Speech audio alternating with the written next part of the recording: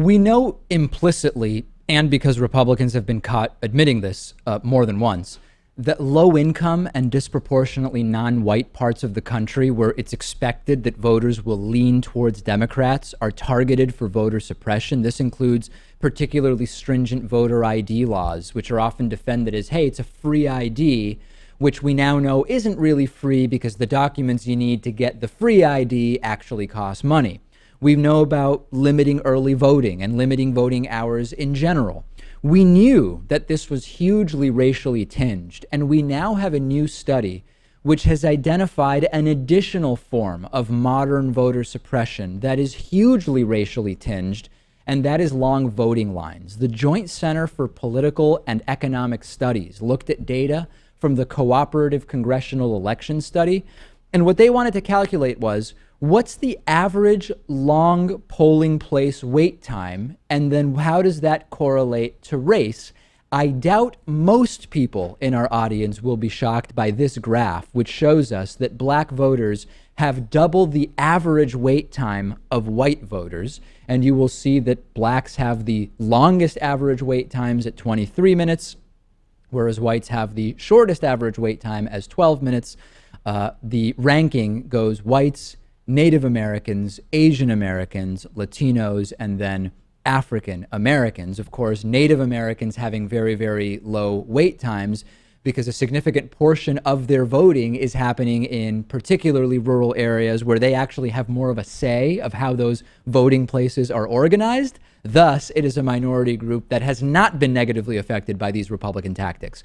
Now, why is this happening? The study points to two reasons. Number one is lack of resources at polling places in minority neighborhoods. And we have a bunch of studies on this. There's one from the Brennan Center, which found that 3 of the states with the longest wait times, Florida, South Carolina, and Maryland, saw voters of color disproportionately going to polling places with fewer machines and fewer poll workers.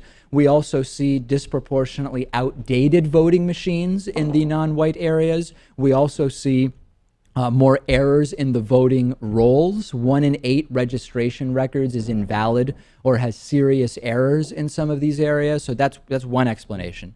The second one is cuts to early voting programs. Non-white voters tend to take advantage of early voting initiatives at a higher rate than white voters. Part of this is related to economics. Part of this is related to geography. Part of this is related to other issues involving in the South around black areas that are big churchgoers. It's related to churches organizing to get voters to the polls for early hours on a Sunday, for example, 2 days before a Tuesday election. So we know that this is a factor. Florida reducing early voting days, a number of states reducing early voting days. So we looked at all the data. I looked at it closely this morning. My response, I'm surprised that lines are only twice as long on average for black voters than for white voters. I mean, and this is totally anecdotal, but when I voted in Western Massachusetts, I never even waited 1 second. I mean, it was basically all white people in the room. There were 50 voting booths or whatever you call them, and 15 people in there, people trickling in. You never had to wait even for a second. Now in Brooklyn, New York, a much more significantly non-white area. I was never registered in Brooklyn, New York. I kept my legal residence in Massachusetts when I lived there, but I walked by many times what would have been my polling place on election days.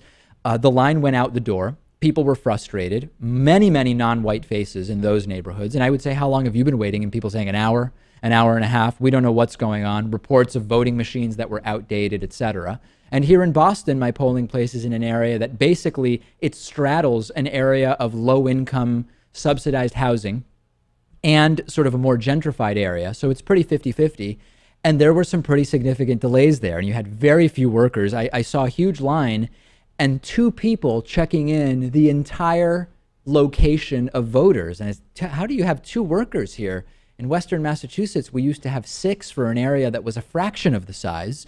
And so anecdotally, we've seen this. The numbers make sense. My surprise is that black people are only waiting twice as long to vote. Yeah, it's really not surprising. The tactics seem to have paid off.